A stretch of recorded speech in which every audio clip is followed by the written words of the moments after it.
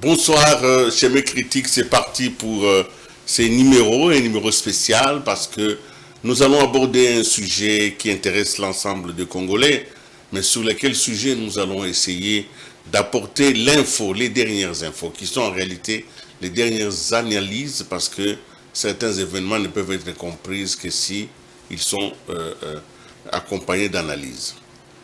En 1885, quand le Congo naît en tant qu'État indépendant du Congo, c'est à Berlin et l'histoire, vous la connaissez. Le premier pays à avoir reconnu cet État indépendant du Congo, c'était les États-Unis. Les États-Unis d'Amérique qui avaient à peine aussi 100 ans parce que devenu indépendant en 1776. Donc, les États-Unis ont reconnu directement cet État indépendant du Congo. Pourquoi? Pourquoi c'était ce pays-là? Et depuis lors, ce qui se passe au Congo ne laisse pas indifférent les Américains. Et ce qui se passe aux États-Unis ne laisse pas du tout indifférent les Congolais. Au point qu'il existe une forme d'osmose entre ces deux nations, l'une pensant être influencée par l'autre et la tenant pour responsable de ses malheurs, et l'autre pensant être d'une certaine manière les tuteurs de l'autre pays. Tout cela, c'est quand on observe les choses de loin. Mais de près, nous avons deux États. Nous avons deux peuples qui sont d'ailleurs à des distances extrêmement importantes. Aujourd'hui, en 2024, les États-Unis d'Amérique se préparent à choisir un chef d'État, un nouveau président. Nous savons qu'en lice, aujourd'hui, il y a d'abord Donald Trump, et nous savions qu'il était, il y a quelques semaines simplement, confronté à l'ancien président ou au président actuel, Biden. Mais Biden a renoncé à se présenter comme candidat. Et pendant que nous enregistrons cette émission, il y a Kamala Harris qui est pressentie comme étant la candidate qui va affronter les républicains. Républicains démocrates, quelle peut être la position du Congo dans ces duos-là, dans ce combat-là? Quelle peut être aujourd'hui l'attitude de la République du Congo face à ce qui se passe à l'étranger? Y a-t-il des liens? Est-ce que le Congo sera mieux portant parce que c'est les républicains qui vont prendre le pouvoir ou les démocrates? Voilà des questions que l'on se pose aujourd'hui et certains veulent lire dans la boule de cristal. Pour parler de ce sujet, qui est fondamentalement un sujet d'analyse, un sujet de prospective, mais basé sur ce que nous connaissons de l'histoire, j'ai le plaisir de recevoir quelqu'un pour qui j'ai beaucoup de respect, c'est M. Junior Bomboko, que je ne présente plus, mais vous le connaissez. M. Bomboko, bonsoir. Bonsoir, mon ami et frère, William, le grand reporter. Merci de cette fraternité. C'est agréable de ferrailler au niveau du savoir avec vous. Mais moi, ça fait plaisir que vous reçoive aujourd'hui. Et c'est vrai que dans ma posture actuelle, je vais renoncer un tout petit peu à cette fraternité pour poser des questions du journaliste. Absolument. À un intellectuel. Vous êtes un homme qu'on ne présente plus, mais on ne peut pas parler de Justin Bomboko sans évoquer Junior Bomboko. On ne peut pas parler de Junior Bomboko sans évoquer Junior Bomboko. Merci. Vous êtes, et ce n'est pas peu de le dire, vous êtes le fils aîné de Justin Bomboko, le tout premier ministre des Affaires étrangères de notre nation. Et vous avez été témoin de beaucoup d'événements parce que votre père, vous prenant à la main, vous a amené partout. Absolument. De la Maison Blanche au Kremlin, en passant par Pékin. Vous avez été de tous ces voyages. Vous étiez peut-être jeune, mais vous voyez, vous sentiez. En toute modestie, je suis témoin de beaucoup d'événements historiques. Voilà, donc c'est donc cette université-là,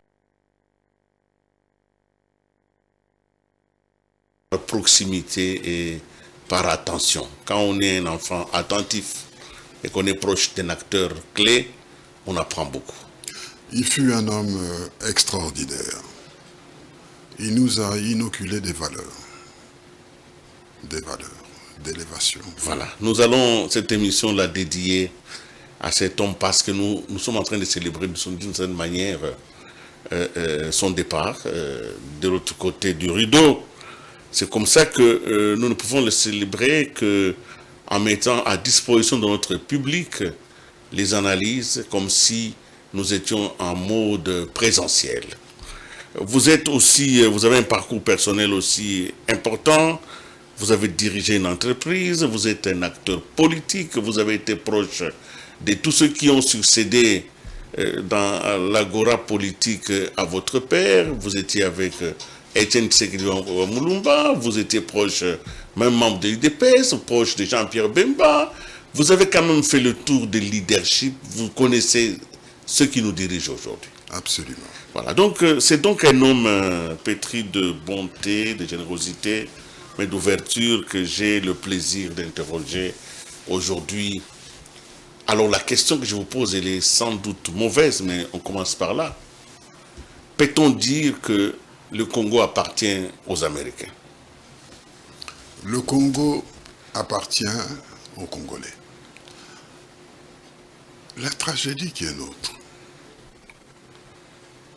c'est de se pénétrer au niveau de l'évolution, car à l'heure actuelle, nous vivons une autre réalité. Vous et moi, nous avons eu à grandir, à évoluer pendant la guerre froide. À l'heure actuelle, beaucoup de personnes ne savent pas ou ignorent que depuis 40 ans, nous sommes régis par le néolibéralisme, qui provient de l'école de Chicago. Le néolibéralisme a 3 principes. Lesquels? Le marché roi, ce qui veut dire le marché non régulé. La flexibilité. On entend par flexibilité, c'est qu'une entreprise peut aujourd'hui optimiser ses revenus en délocalisant.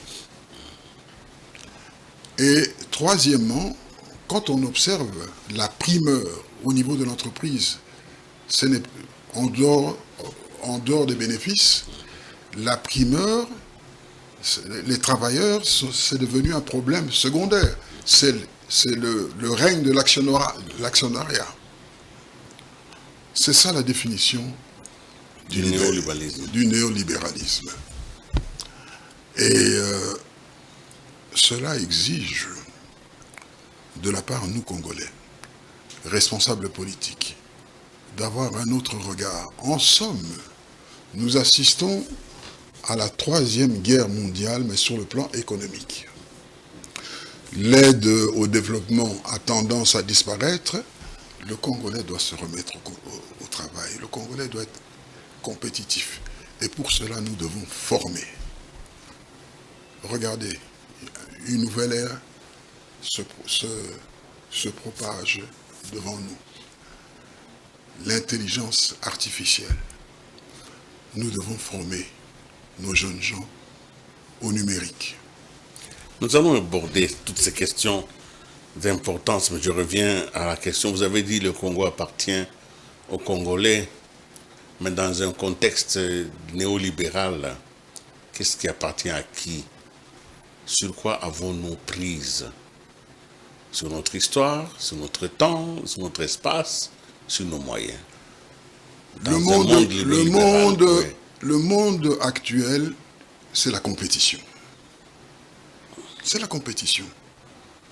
Qu'est-ce que nous pouvons, dans cette arène de combat économique, qu'est-ce que nous pouvons offrir? C'est comme ça qu'il faut raisonner. Je vous ai dit tout à l'heure que l'aide publique au développement tend à disparaître. Mais regardez ce qui se passe chez nous. Loin de moi de promouvoir la xénophobie, mais regardez avec quelle combativité les Chinois et les Indiens ont eu à pénétrer notre marché.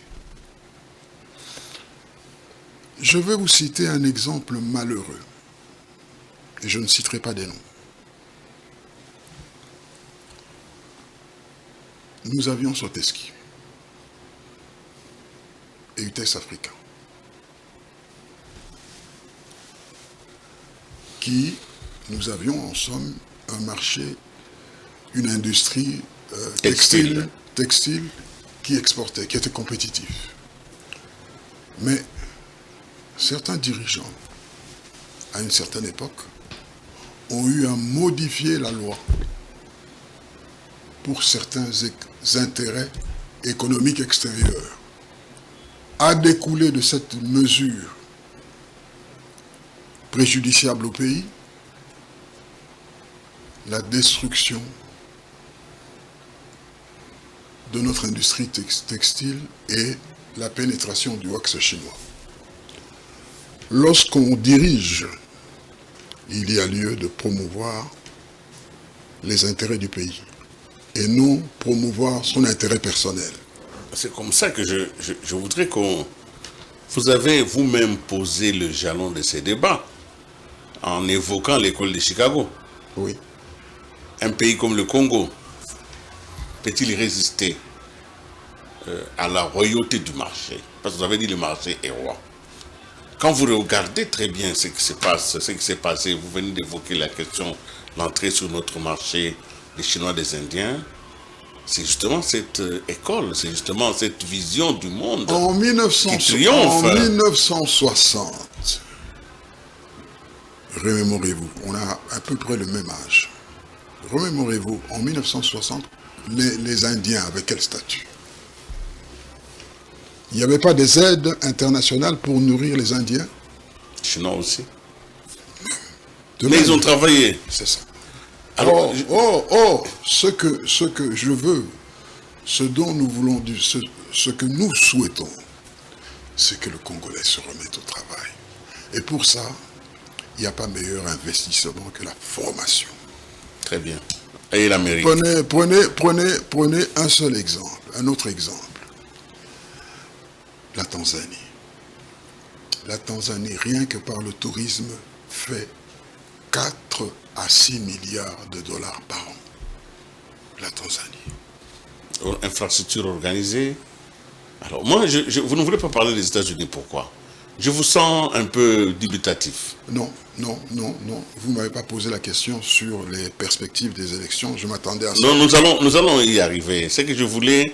Vous venez de décrire une situation. Parfois, nous nous battons entre nous. Parfois, nous condamnons nos dirigeants. Mais nous ne savons pas c'est à quoi ils font face. Et vous venez de donner des éléments de réponse. Nous faisons face à une idéologie, à un système qui fait que le marché est roi. Et c'est ainsi que les idéologies, la politique est ravalée en second plan. Absolument. Il n'y a que l'économie qui fait donner. Voilà. Alors donc, dans ces conditions, nous avons toujours été perçus par le reste du monde comme un pays pro-américain. Pourquoi? Il y a des lustres que la guerre froide a disparu, malgré certaines velléités que nous avons aujourd'hui avec la guerre d'Ukraine. Le combat actuel, c'est... Le combat actuel, il est économique. Qu'est-ce que nous avons à offrir à nos partenaires? Comment se fait-il que des pays comme le Vietnam, Taïwan, Singapour, la Corée du Sud anéantissent l'espace économique européen? Ce sont des concurrents redoutables. Ces gens sont passés par la formation. Comment pouvons-nous transformer nos matières? Formons nos jeunes. La formation. Alors, d'ici novembre, il y aura élection aux États-Unis. Et en janvier, il y aura remise et reprise. Ça sera soit, si elle est acceptée par la convention démocrate, ça sera soit Kamala Harris ou bien Donald Trump. Pour les Congos, qui nous supporte? On regarde les intérêts du Congo. Non, nous devons nous départir de ce genre de questions. Ce qui lie les pays, ce sont les intérêts. Oui. Ce sont les intérêts. Hein? Décortiquons d'abord ce qui va arriver dans exactement 3 mois. à mon avis, nous allons avoir une confrontation de la droite libérale et religieuse. Vous devez tenir compte que derrière Trump, il y a les Américains de la ruralité qui ont des principes. Des conservateurs. Voilà, et qui ont des principes. Ajoutez à eux, vous avez les GAFA, les intérêts économiques. Je dirais, ils vont se battre contre la raison. Souvent, vous et moi, nous échangeons. Il ne peut pas y avoir de bonne politique si cette politique est en dichotomie avec les aspirations de la population. Cette droite libérale, vous savez, en matière économique, l'évaluation d'un pays est basée sur le PIB. Pour l'école de Chicago, les acquis sociaux sont secondaires, on peut s'en passer. Trump ne cache pas son jeu. Il va démanteler l'Obamacare. Il va également, la liste est non limitative, nous avons, quand on regarde le bilan actuel de Biden, il est élogieux. Il y a eu cette politique des grandes infrastructures qu'il a financée à coût de centaines de milliards. Il y a également le chômage qui a baissé, qui a diminué d'une manière significative. L'emploi est remonté. Nous avons un combat entre la passion contre la raison. On doit aussi ajouter le rôle prédominant de l'Amérique au niveau de l'équilibre géopolitique du monde. Il y a ce problème de l'Ukraine qui pousse maintenant au niveau de certains pays la remise en question des équilibres sortis de la Deuxième Guerre mondiale. On n'a pas besoin d'un passionné, on a besoin d'un homme de raison. Donc si je comprends bien, l'Amérique devrait, pour préserver ses intérêts et ceux du monde entier, faire allégeance à la raison. Donc accepter le camp des démocrates progressistes. Je ne voudrais pas que vous et moi, nous essayons de décortiquer les enjeux. Oui. Mais allez jusqu'au bout de votre pensée. Voilà, n'ayez pas la pudeur diplomatique. Nous sommes ici en train... De toute façon, les évidences, vous allez les inférer. Ça va arriver à un moment donné. Je ne dis pas que vous allez faire du parti pris, non. Mais le Congo, qui aujourd'hui est dans ses problèmes, par exemple les problèmes de la guerre, c'est un des problèmes majeurs de la gouvernance actuelle. L'Est du pays est occupé par des Rwandais et ses affiliés du coin. Il y a une forme de conspiration sous-régionale contre les intérêts du Congo. Alors le président de la République et tout son gouvernement se battent pour trouver les leviers par lesquels amener la paix et la concorde. Alors ce qui va se passer aux États-Unis aura certainement un impact sur le Congo. Alors je crois que je me pose la question maintenant, comment le Congo peut se retrouver dans ces élections-là? Comment se fait-il oui. que le voisinage a pu s'accommoder à certains intérêts que nous avons eu à décrire en amont et pas nous? Vous savez, ce qui m'attriste dans ce pays, c'est que le Congolais en général, et j'ai pitié du chef de l'État, le Congolais en général n'a pas l'amour de son pays. n'a pas l'amour de son pays. Beaucoup de gens se sont compromis depuis l'arrivée de l'AFDL dans cette situation. Il serait temps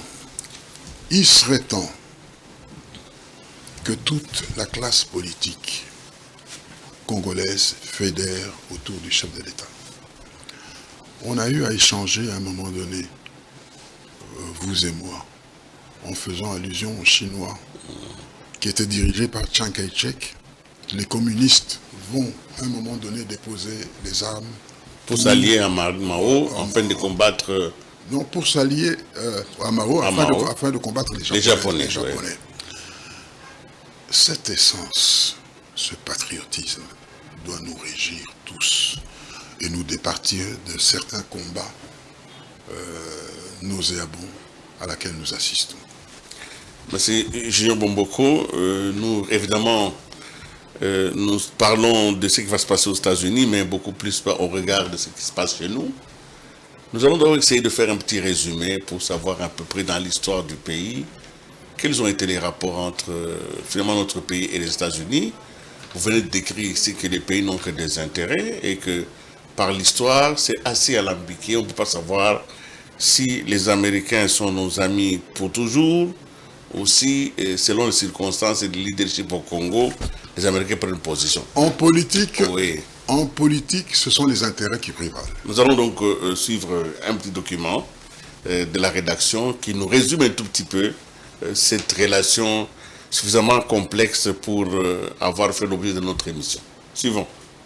Il est difficile de tracer une ligne droite dans les relations entre les États-Unis d'Amérique et la République démocratique du Congo, car les deux nations n'ont pas partagé la même vision et les mêmes intérêts tout au long de l'histoire. Les relations entre les États-Unis et la République démocratique du Congo, anciennement connues sous le nom de l'État indépendant du Congo belge, du Zaïre et actuellement RD Congo, ont connu des hauts et des bas depuis sa création au XIXe siècle jusqu'à nos jours. Voici un bref résumé des principales étapes de ces relations. 1. Période coloniale, l'État indépendant du Congo a été créé par le roi Léopold II de Belgique en 1885 et a été caractérisé par une exploitation brutale des ressources naturelles et des populations congolaises. Les États-Unis ont critiqué les abus commis au Congo et ont soutenu les mouvements pour l'indépendance. 2. Indépendance et guerre froide, la RDC a accédé à l'indépendance en 1960 mais a rapidement été confrontée à des troubles politiques et à des ingérences étrangères, notamment de la part des États-Unis et de l'Union soviétique pendant la guerre froide. Les États-Unis ont appuyé le renversement du premier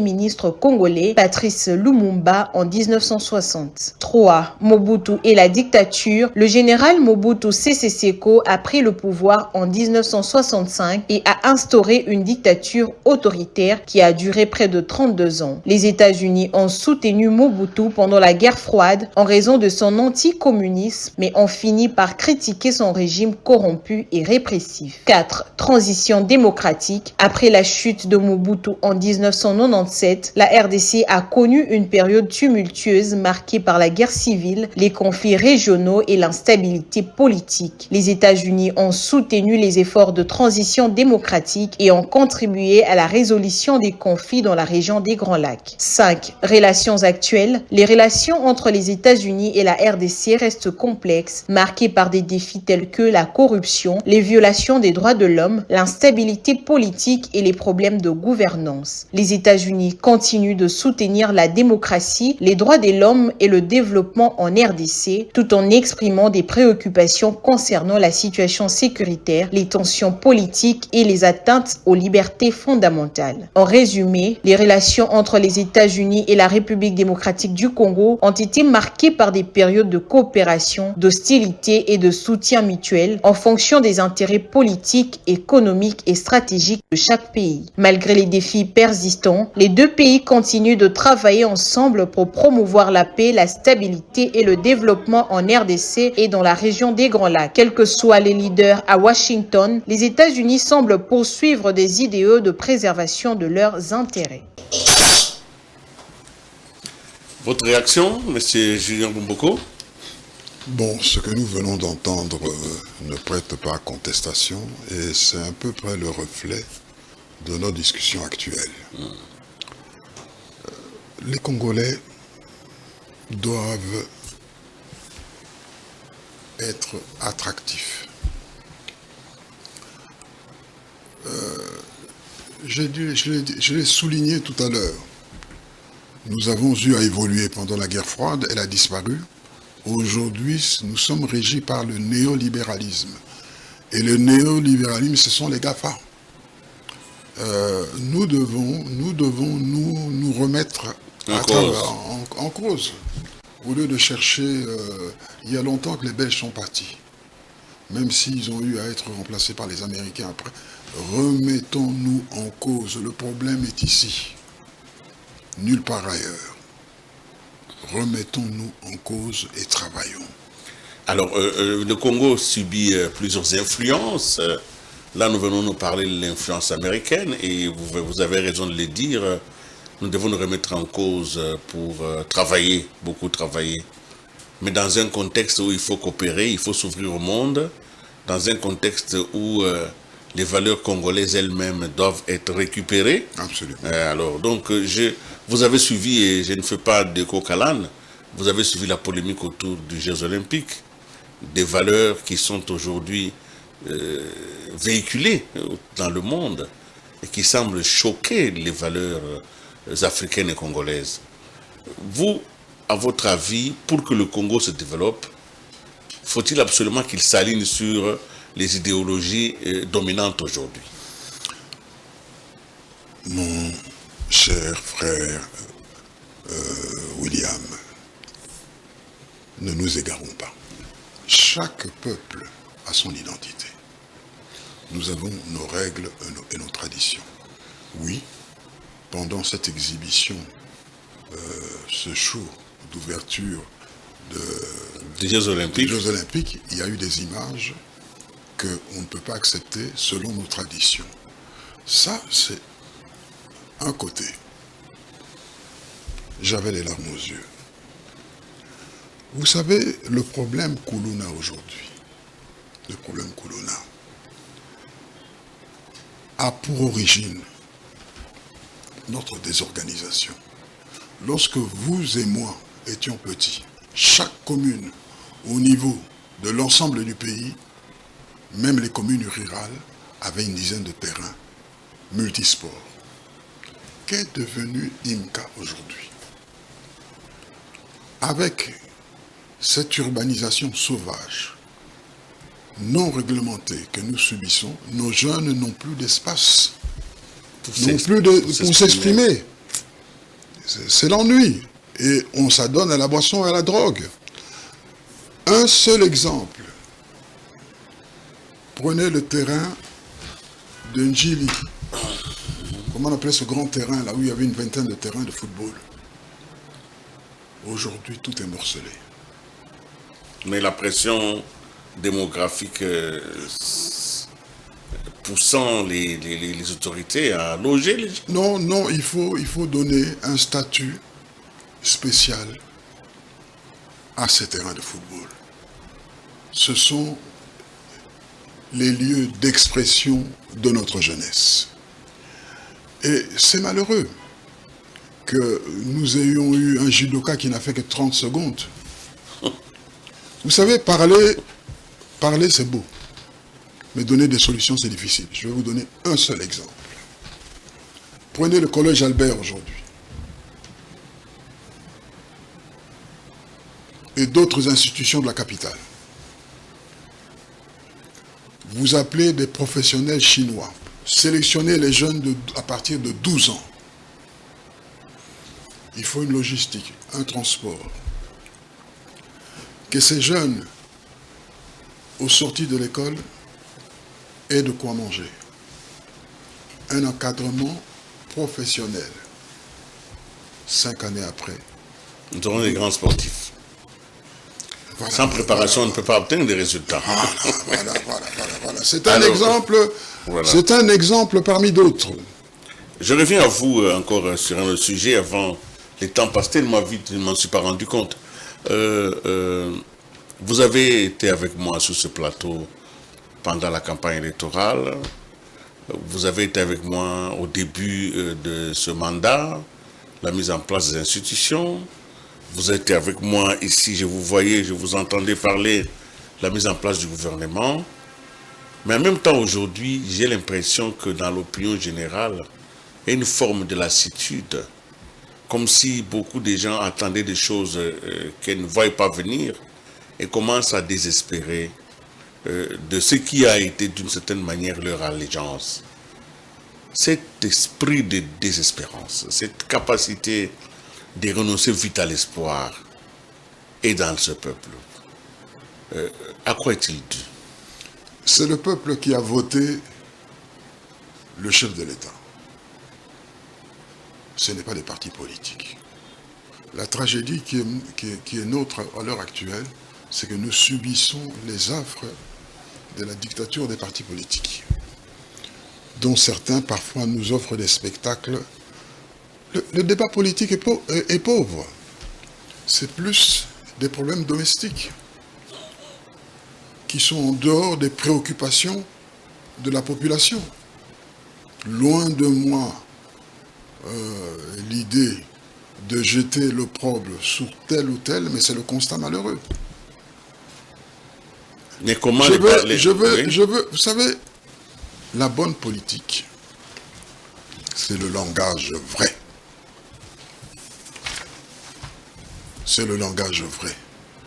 Je profite de cette occasion, sans m'égarer, pour répondre à l'assertion qu'a eu à déclarer un membre du gouvernement devant la communauté du savoir de l'UNIKIN, affirmant qu'il n'y a jamais eu de leadership depuis 1960. Il n'y a jamais eu de leadership éclairé. On ne bâtit pas un pays sur le mensonge, sur l'anathème. On ne bâtit pas un pays. Il y a des symboles qui doivent inspirer la jeunesse. Je vais lui répondre par deux faits majeurs. La réappropriation du secteur économique public, qui a eu pour conséquence la création de la Banque centrale. Toutes ces grosses entreprises découlant du portefeuille colonial, dont les Belges voulaient maintenir la possession. Quels sont ceux qui ont eu à arracher ça? Et à l'époque où ils étaient dans le gouvernement des commissaires généraux, ils ne touchaient que des primes. Quels sont ceux qui ont eu à maintenir l'unité nationale de ce pays? Dans le combat politique interne, les ennemis de ce groupe étaient tous des sécessionnistes. Parlons un langage vrai. Nous vivons à l'heure actuelle dans la réconciliation nationale. On peut asseoir cette unité, pas par des mensonges, pas par des anathèmes. Ayons la modestie, l'amour de reconnaître les héros de ce pays. Je n'aurai de cesse de faire un appel à l'ensemble de la classe politique, d'enrichir le débat politique. Il y a des attentes au niveau de la population. Nous vivons dans une misère qui n'a pas de nom. Le peuple a voté massivement le chef de l'État à l'heure actuelle. Comment faire pour sortir de la dictature des partis tout en préservant la légitimité du choix? C'est un appel au dépassement. On fait de la politique pourquoi? Pour s'enrichir. L'homme politique, vous et moi échangeons constamment. L'homme politique est un serviteur. On fait de la politique par passion. Et puis, je n'aurai de cesse de répéter ça constamment. Il est temps que dans ce pays, nous sachions qui fait quoi. À l'époque de nos parents, Nous avions Papa Kisombe, Kinduelo. Nous avions Papa Dokolo, qui a été le premier à créer une banque. Nous avions une classe moyenne. Nous avions une classe moyenne. Et il y avait Kazumba Laoula, Mawakani et d'autres qui étaient des fonctionnaires apolitiques. Apolitiques. Et puis il y avait les politiciens de carrière. Nous devons quand même répartir les rôles, savoir qui fait quoi. Il y a un mélange de genres. Non, non, voilà, c'est important, c'est important. Il est temps, parce que, sincèrement, j'ai pitié du chef de l'État. J'ai pitié du chef de l'État, parce que qui sera le comptable de cette situation? Ce sera lui. Ce sera tous ceux qui ne veulent pas travailler, qui ne veulent pas servir le pays. Une dernière question avant de boucler cette interview. Évidemment, il y a beaucoup de pression aujourd'hui, des États-Unis d'Amérique, de l'Union européenne. Beaucoup de choses sont demandées aujourd'hui à Félix Antoine Tshisekedi Tshilombo, le chef de l'État, notamment de négocier. On lui demande, pour que la guerre se termine à l'Est, il faut qu'il négocie. Le principe de négociation avait déjà été adopté par la résolution de Luanda, mais on continue à pousser le Congo à négocier avec les agresseurs. Vous avez dit que vous avez écouté le chef de l'État à cause de la charge lourde qui est la sienne, mais sur la question de la négociation ou non, quel sera votre conseil? Il est dangereux de négocier avec un partenaire qui n'est pas honnête. Cette tragédie dure depuis 30 ans. Depuis 30 ans, nous payons les conséquences de notre largesse. C'est depuis 30 ans. Il est vraiment difficile de négocier avec une personne qui a la duplicité à l'esprit. Il est difficile. Il est difficile. Mais comment on va finir la guerre?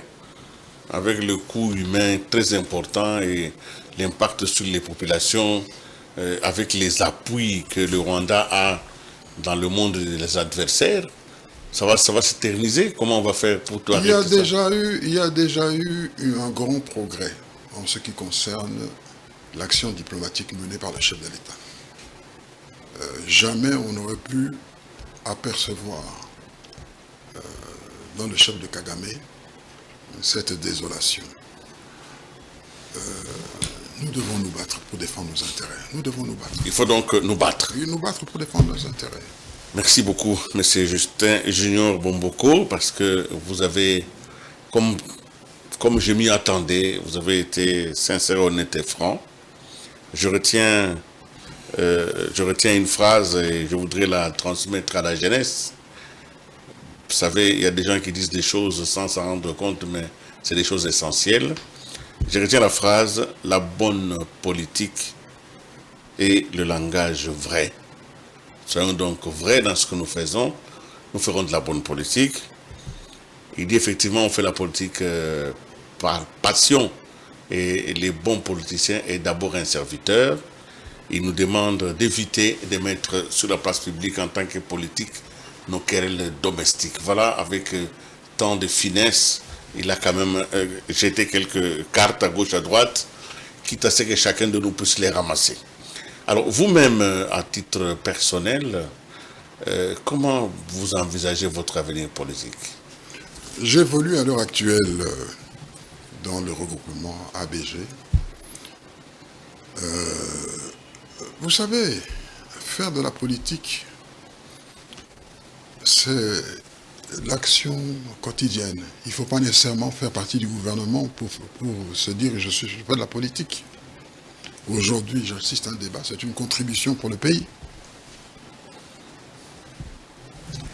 Merci beaucoup d'avoir été avec nous et surtout, merci à ceux qui nous ont suivis ce soir. Je recevais M. Junior Bomboko, il vient de vous le dire, c'est un politique plein, un politique actif, mais surtout un homme qui a des très très bonnes idées quant à la manière dont ce pays devrait être conduit dans tous les secteurs. Merci donc d'avoir été avec nous. Merci. Bon. C'est la fin des schémas critiques. Nous allons croiser nos doigts pour savoir qui des démocrates, qui des républicains va mettre un locataire à la Maison Blanche. Mais dans tous les cas, conviction de notre invité, ce n'est pas l'un ou l'autre qui fera le bonheur du Congo. Le Congo fera son bonheur seul et le Congo doit s'organiser parce que quel que soit celui qui est à la Maison Blanche, si le Congo n'est pas prêt, même si c'est un allié, il n'avancera pas. Au revoir et à la prochaine.